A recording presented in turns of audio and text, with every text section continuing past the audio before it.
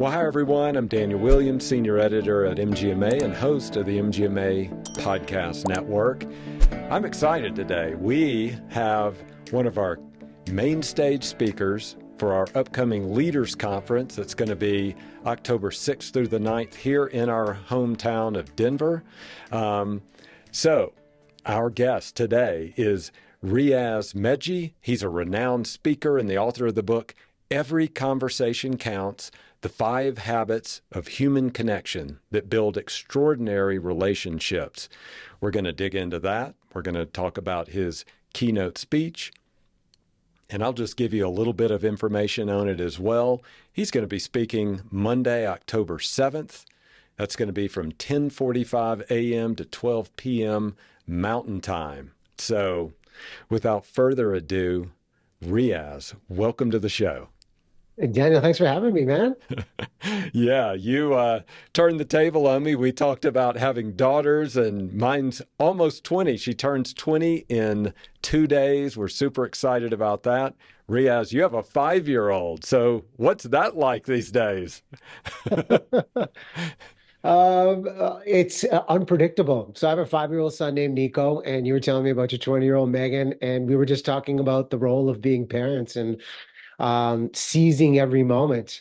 And, I'm smiling as you're telling this story of how fast, things move. And I'm thinking how fast things move having a 5-year-old, and even everyone that'll be in the audience for our session, of how efficient things have become and how overwhelmed we can be. And sometimes connection becomes an afterthought. So it was just great chatting before we started recording about making sure, as parents, as overwhelmed as we may be, of just still staying intentional about the moments that are few and far between when we have the chance to connect with loved ones, friends, colleagues, and just community. You're so correct. And the smile is still on my face because you did ask, what's the advice, for a dad of a 5-year-old versus dad of a 20-year-old? And I said, man, it flies by. It is over before you know it. So every second counts, every moment. I was telling Riaz that, boy, have I spent a lot of time in Lululemon and Urban Outfitter and PacSun and all these other places that I never thought I'd be going to. But I was a cheer dad. My daughter was cheering, throughout high school and even her first 2 years of college. So I was right there enjoying it. So whatever your kid does, you're going to become the biggest fan of that thing, whatever it is, Riaz. So enjoy that ride. Well, as you articulate this, Daniel, it's such a great reminder for any of us as parents, as leaders, as colleagues, as friends, to just care about what other people care about. And, it could be easy to walk into a room and try and impress someone with your laundry list of accomplishments and, why they should pay attention to you.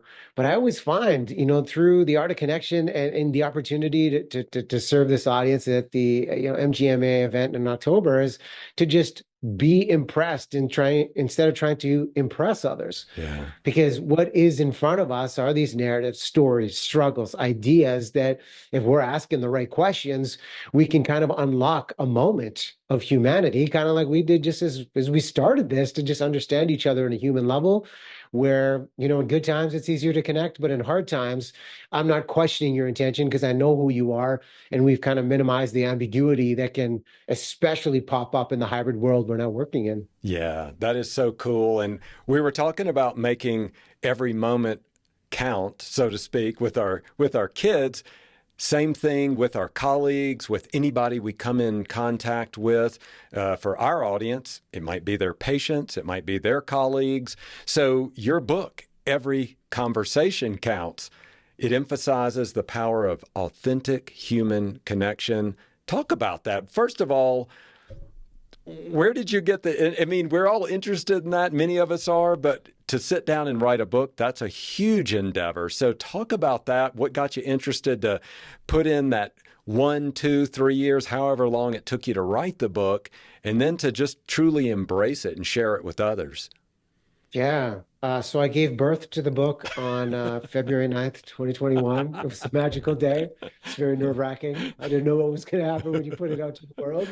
But after 20 years of interviewing people for a living, because I used to work in television as a host and interviewer, and then did a deep dive. I mean, it was interesting releasing a book during the pandemic, because how do you launch a book during the pandemic, was the big question. But it provided such interesting opportunity because the choreography of connection had shifted for all of us, that we were connecting online, interviews were being done online, and people were really dialed into the feelings of loneliness and isolation. And I think about our audience specifically, in audiences that have been in the medical field that I've had the chance to share this message with. One of the biggest challenges that they tell me about is, hey, I get the importance of connection, but time is such a scarce commodity, and we are so overwhelmed. We can experience empathy fatigue on the regular. Wow. So when I came up with this idea of this book, and I should have a better answer for this, when people say, who's your target audience? Yeah. To me, I just say human beings, which from a marketing standpoint, we could get better at it, right? But it transcends Oh, industries, yeah. because at the end of the day, if we want to do anything in terms of motivating, influence, inspiring anyone, it starts with this connection piece. And when I reflect upon how we serve our audience in October when we're all together about empathy fatigue, I remember talking to a doctor earlier this year of, in the space of empathy fatigue, of how we learn to let go of the outcome sometimes and focus on the process more than the outcome, and control what we can control. And, there was a book that was introduced to me by this doctor that was called Designing Your Life: How to Build Well-Lived, Joyful Lives. And if our goal in the medical profession is to show up for our patients, show up for our stakeholders with consistency of care over time, I think it's important to show up for ourselves first. And not in a selfish act, but understanding. In this book, Designing Your Life, it really stuck with me this year, as we talk about being a parent and the responsibilities that come with it, even being a leader and the responsibilities of managing others. There were 4 tanks that the book focuses on, of, are these filled up for you if your goal is to show up for others? And it was love, health, work, and play. And for most of us, work is filled up because we're busy. Love, if you're lucky enough to have a partner, a child, or a strong, intimate social network that supports you, great. I mean, health, I would guess this particular network puts that as a priority. But what's the thing that gets overlooked the most? Play, because people say, I don't have time. Well, I think, the opportunity with this book, the opportunity to serve the message of connection with ourselves and with others is, well, what does time well spent look like for you? And if you were to take a moment to write that down and reflect of what the joyful experiences are, when's the last time you felt alive? And as leaders who generously pour so much into everybody else, our first question with pure intention could be, hey, Daniel, how are you doing? Right. But if we were to flip it, and when I do workshops with leaders, to simply pause and say, now tell me, how are you taking care of yourself? Yeah. More often than not, when I ask that questions with leaders, when we do the deep work, there are crickets in the room, because we're so busy serving others, we forget about the value of serving ourselves and what that means of how we can build connection and relationship in our lives. That's incredible. Thank you for sharing that. You've used this term empathy fatigue a couple of times. You've seen it firsthand, as have so many of our listeners here. There was a change, an emotional change with the pandemic. People became more vulnerable. I've been in a lot of interviews where people said, I'm burned out, or I'm sad, or, in ways where I was going, wow, I haven't heard that in the workplace before. There were so many years where I did not hear that kind of vulnerability, but it does open us up to a certain relationship there where I'm connecting with that term you're saying, empathy fatigue. How do we care about others, care about ourselves, but not get lost in it and lose ourselves in it? How do we recover that? That's, this is such a salient point, where I think the starting point is being honest with our responses. And how do we break out of autopilot mode and get intentional with how we're responding? The simple act of, hey, how are you? Good, good. Yeah. All right. And then we get down to business. Right. And I know for some doctors, you only have a certain amount of time with the patient. So boom, you got to hit these things and on to the next one. I think understanding and reflecting on, what do I need on a daily basis so I can show up for myself, my family, and for the people and stakeholders in my community is important. But also thinking about the answers and being honest with the answers of, how are you? Yeah, I'm good. I'm optimistic today. I'm struggling. I'm intrigued. I'm curious. All of these one-word responses are an invitation for a connection where someone on the other side, you'll get a sense of where they're at if they'll pick up on your social clue. Because the social clues later on, those are the cues that you can check in and nurture the relationship over time. So understanding what the narratives are, how we choose to share and not just stay guarded. But I think in that, one, our own personal boundaries and understanding the Yeah. power of saying no and letting go of likability. It almost sounds counterintuitive as a leader, but leadership isn't about likability. It is about effective action. And sometimes that effective action may be instilling the boundaries that you need so you can show up in healthy ways. But two, creating a sense of safety of let's talk about these things. And one of the things I'll touch on in the keynote is this concept of the pratfall effect. Vulnerability became more real after the pandemic. But as a leader, sometimes the question people say to me is, well, I don't want to appear weak. People look to me as Right. that point that I need to hold space for everybody. I think there's a big difference between vulnerability and value added vulnerability. Okay. Where vulnerability, we're articulating the struggle we maybe experience or have experienced. Value added vulnerability is here was the struggle, here was the conflict, but above all, here was the resolution. Here's what I learned. Here's how I asked for help. Here's how I held space for somebody else and truly listened to what was going on. So there's a learning lesson from that vulnerability. And I think when leaders wrap their heads around the idea that my personal share can be a point of service as opposed to a burden on somebody else, I think that can be very powerful. And when we open up about the real stuff, I believe it also gives permission to others to say, oh, wow, Daniel shared that. Riaz opened up about that. Like I know them, but I never knew that. Especially if there's somebody new on your team, they're almost given permission that they can do the same. And they might not do it right away, but if we're consistent with this gesture of care and accessibility over time, they'll know this is a space that they can show up as their authentic selves. Yeah. Thank you for that. So, one of the things you do talk about in your book, in your keynote, is talking about making that connection. There's that added layer now. You and I are talking through a Zoom call. Many of our listeners, if not all of our listeners, do a lot of their meetings, handle their meetings through Zoom calls. How do you make that, quote, human connection through these devices that we have? How do you continue to show, hey, we're on a team together, we're pulling the rope together? How do we do this? How do we make that happen as leaders in healthcare when we're remote, when we're hybrid, when we're all these other ways of connecting with each other? How do we make that work? Yeah, it's a great challenge, and I think it's an important reflective exercise to understand what is my relationship with technology. Because as we know, technology can be a powerful tool for facilitating dialogue and connection. It gives us the opportunity to see each other when geographically that may be a challenge. But technology, if we're unconsciously using it, and doom scrolling is something that we're all guilty, Yeah. we can be guilty of. Technology can also be an equally powerful tool for destroying connection. So I think it's one, understanding what is our relationship with connection, and daily reflective exercises of looking at, so what did I create online today? For example, if we had a meeting, how did we rotate responsibility with who facilitated the meeting?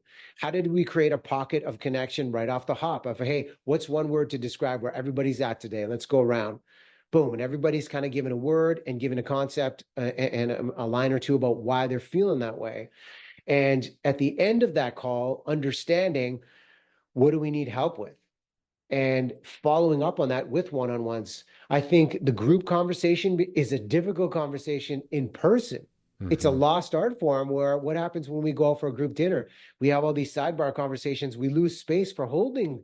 We've lost the art form of holding space, of seeing each other in a group context. So I think it's really getting intentional with how we run our meetings, how we give space for connection, how we empower people beforehand of letting them know, hey, Daniel, I'd love for you to share, this bit about your daughter, Megan, and what that was like, of her going to college, just getting into the meeting. Are you Yeah. cool with that? Yeah. So we're calling people up, we're not calling people out, and you feel empowered. And maybe there's a photo with Megan and the three of you that's really meaningful. Yeah. And your leader has given you space now to start your meeting. And people are like, all right, that's where Daniel's at right now. Yeah. That's cool. That's relatable. I've been through there. After this meeting, I'm going to reach out to him. We've given each other jump off points. So I think beautiful connection can still happen through the screen. And even pausing when we have new members on the team and creating a new charter of trust of simply asking, hey, how do you like to communicate? Is it text? Is it email? Is it video? To understand where maybe I send you a text, Daniel, and you respond 5 hours later, and I might be thinking, what's up with Daniel? Does he not like me? He never responds. He has a different mode of communication. Right. So I think it's getting really intentional with our own curiosity and just trying to remove our assumptions that since they're not responding in our mode of communication, doesn't have a negative connotation. Everyone's just different, and connection is so personal in this new era of remote and hybrid work. Yeah. One of the other things you talk about is listening without distraction. That can be really difficult these days. We've all been in those meetings where people's phones are pinging and they're looking down at their phone while you're talking to them, or someone else is talking, and we're going, hey, wait, are we making a connection here? Are you connecting over there? You know, what's going on there? So I stopped when I read that statement in your information, listening without distraction. Tell me about that. How do we solve it, or even chip away at it? Yeah, and I wonder, as we're talking about this, how many people are just shaking their heads, are like, impossible, there's no way.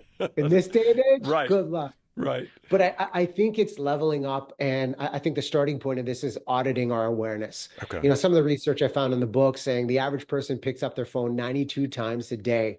And when I saw that research, I'm like, no, that's modest. It's definitely more. And, you know, this summer alone, I wanted to revisit my relationship with technology. And I read this book, How to Break Up with Your Phone by author Catherine Price. So shout out to Catherine Price for this question of, when you reach for your phone, ask yourself this reflective question of, what do I want to pay attention to? What space am I in right now? Why am I doing this? And it's almost become this involuntary reaction. And I think the reason we're able to get away with it is because we're almost too smart for our own good. Mm-hmm. Where our brains can absorb 400 to 500 words per minute, yet the average person is speaking at a rate of 125 words per minute. So this is why we get caught up in multitasking, where you could be speaking, Daniel, and I could be scrolling like, yeah, I got you. And we're trying to do more, thinking that that's a good thing. But I mean, the term is phubbing. When you're doing that to somebody, looking at your phone while they're speaking, the impact of that we may not see right away, okay, but over time, people will think I'm not a priority in this conversation. So I think auditing our awareness is number one of, if we want to become more effective listeners, asking ourselves, how do we listen? Mm-hmm. And maybe we're the types in conversation that like to engage in productive debate. So we'll be the first to shoot out the questions to get a healthy back and forth. Maybe we're, more of the passive participant, where we want to absorb and digest everything first and then come back to the person. Or, like maybe we're just the type that just needs more reflection and more connection, where we're going to ask all the relational questions first before we get down to the nitty gritty. All of these styles, I think, are valuable, but I think the most valuable question to ask and understand is that person opening up? Is that person closing off? And how can we recalibrate how we're listening in that moment? Because the distractions will be there, but how do we get intentional with how we minimize them, of the space that we're in, whether it is the screens, whether it is letting go of our own agenda, which can be a powerful distraction, because if we already know what we're going to say, we hardly need to listen at all. And I think if we've developed trust over time, one of the most valuable questions we can ask our people, our loved ones, and it's a bold one, is, what is it like being on the other side of me? Wow. And that is a bold question to ask someone. But if you want to know, am I a good listener? If you ask someone that you trust and they trust you and they give you an honest answer, I think that is such a profound starting point to audit your awareness and understand how we level up the presence we can give them. Love that. Love that. Final question then. You're going to be face-to-face with the MGMA audience October 7th, really excited about that. I was just looking at the calendar. We're less than 7 weeks away. We're right there on that 7 weeks away right now as we're recording this. What's one thing you want that audience to take away from your talk? You know, when I think about the opportunity of taking a stage and having an audience invest this amount of time, an hour on this message of connection, the number one thought that I want to empower them with is that we are always one conversation away from living a completely different life.